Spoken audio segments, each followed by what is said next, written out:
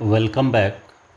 एस्टैट के सीरीज में हमने पिछली वीडियो में आपको डिकोडर के बारे में डिटेल डिस्क्रिप्शन दिया था कि किस तरीके से डिकोडर का कनेक्शन इंटरनली होता है। मैं इसे आज सिमुलेटर पर पूरे डायग्राम को उठा करके लाया और सिमुलेटर पर कंपोनेंट्स ऐड करके मैं रखा हूँ। आपके स्क्रीन पर ये विजिबल है। आपको इसमें कुछ मेन पॉइंट्स है, इसको थोड़ा सा ध्यान देना है, देन सिमुलेटर पर आप आसानी से इसको समझ सकते हैं। तो देखिए, ये मेरा डिकोडर है। डिकोडर यानी कि इंटरनल आर्किटेक्चर आपको मैंने पिछली वीडियो में बता दिया था कि कैसे एंड गेट्स को ऐड करना है और किस तरीके से लगेगा। तो यहाँ पर ये डिकोडर है। तो डिकोडर कितने बाई कितने का है, तो ये मैंने पिछली वीडियो में जो बताया था कि 3 to 8 का डिकोडर है, यानी कि 3 बीट इनपुट होगा और आपको 8 बीट में आउटपुट ये देगा। चूँकि 3 बीट बाइनरी को जब आप रिप्रेजेंट करते हैं तो मैक्सिमम 0 से लेकर के 7 तक के नंबर को ये डिकोड कर सकता है। तो कैसे होगा, अब इसको आपको देखना है। तो जैसे देखिए, आपको पिछली वीडियो के ट्रूथ टेबल पर ध्यान देना है। तो उस वीडियो में मैंने आपको बताया था कि ए, बी और सी जो इनपुट वाला पार्ट है वो यदि तीनों 0 रहे तो उस केस में आउटपुट जो है ये डी नोट वाले से निकलेगा। तो यहाँ पर चूँकि सबस्क्रिप्ट बनाने का उपाय नहीं है तो इसलिए हमने डायरेक्ट, आप देख रहे हैं मैंने पॉइंट किया कि D0 लिख दिया था। D1, D2, D3, D4, D5, D6 और D7 लिख करके रखा है। तो चलिए इसको हम आपको सिमुलेट करके दिखाते हैं। अभी देखिए, ये तीनों मेरा A, B और C, ये तीनों पॉइंट डाउन है। ये तीनों पॉइंट मेरा डाउन है। अब यदि यहाँ से हम इनेबल को ऑन करते हैं, इनेबल का मतलब होता है कि हम इस सर्किट को ऑन करते हैं, यानी हमने वैल्यू सप्लाई कर दिया है। सर्किट ऑन करेंगे, आपका आउटपुट रिप्रेजेंट होगा। तो जैसे ही हम सर्किट को ऑन करेंगे तो A, B, C तीनों मेरा क्या है, 0 है। तो 0 है तो आप देखिए आउटपुट किससे आना चाहिए था, तो D नोट से आना चाहिए था। तो यहाँ देखिए, हम जैसे ही इसको प्रेस करेंगे, देखिए D नोट वाला जो लाइट है वो जल जाएगा। देखिए, बात आ गई समझ में कि हमने तीनों को डाउन रखा, A को, B को, C को। अब चलिए आप यहाँ से ऑन कीजिए, यानी ऑन करने का मतलब हो गया कि आप लाइन दीजिए, यानी कि W नोट वाले को आप ऑन कीजिए, यानी इसमें 1 कीजिए। तो ऊपर मैंने कर दिया और 1 करने के बाद B और C दोनों मेरा डाउन है।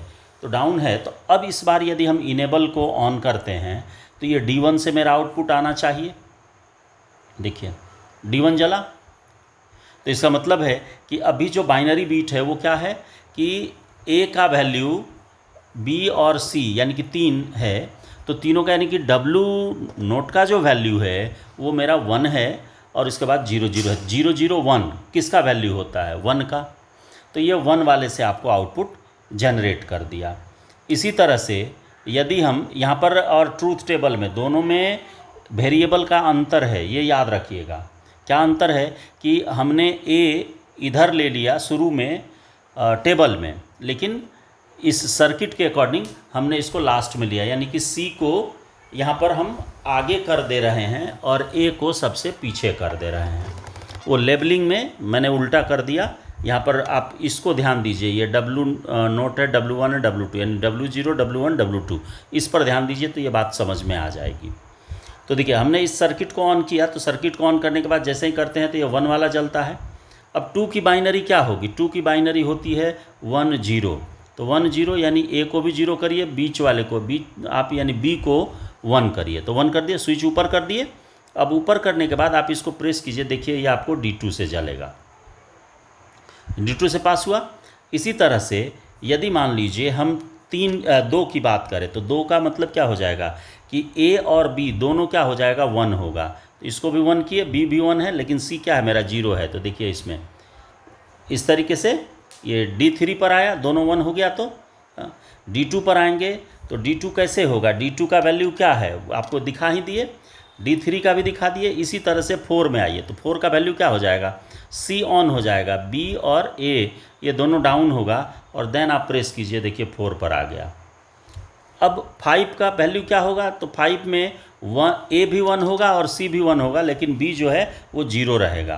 तो 0 है यानी कि इसको हम डाउन करके रखें और इसको प्रेस करते हैं तो देखिए 5 जला, 6 की वैल्यू क्या होगी, इसको हम ऑन करेंगे बी को और सी को, दोनों को ऑन करेंगे तो 110 हो गया। तो 110 किसका हो गया, 6 का हो गया।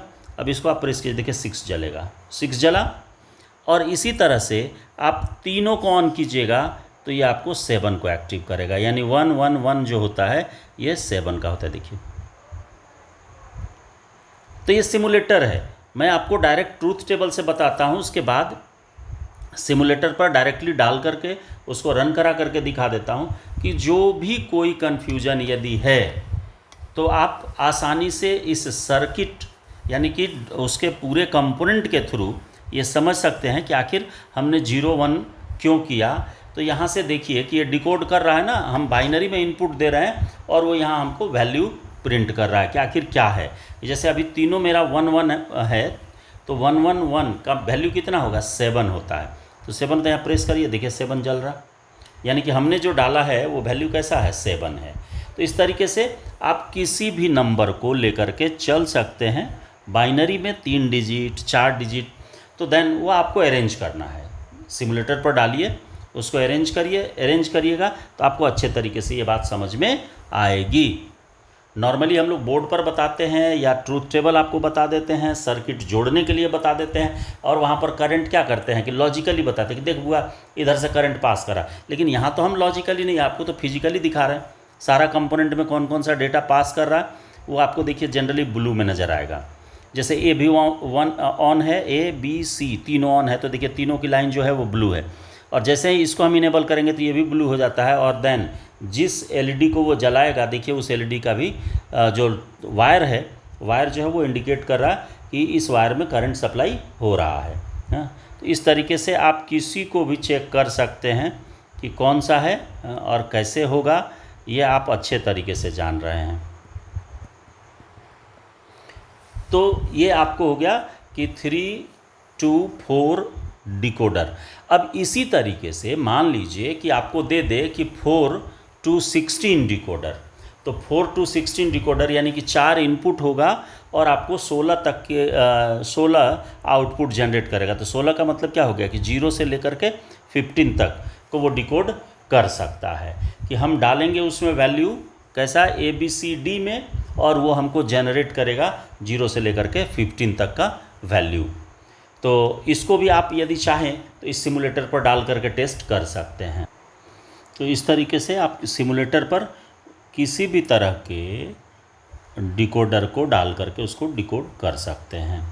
इसमें आपको BCD भी आएगा, तो BCD के बारे में भी मैं सेपरेट वीडियो बनाऊंगा। ये वीडियो ज़्यादा लंबा नहीं करूंगा, आपको सारा चीज़ मैंने बता दिया कि किस तरीके से इसका आउटपुट जनरेट करेगा, ये सारा आपका देखा हुआ है और कैसे कैसे इसको डिज़ाइन करते हैं। तो मिलते हैं अगली वीडियो में।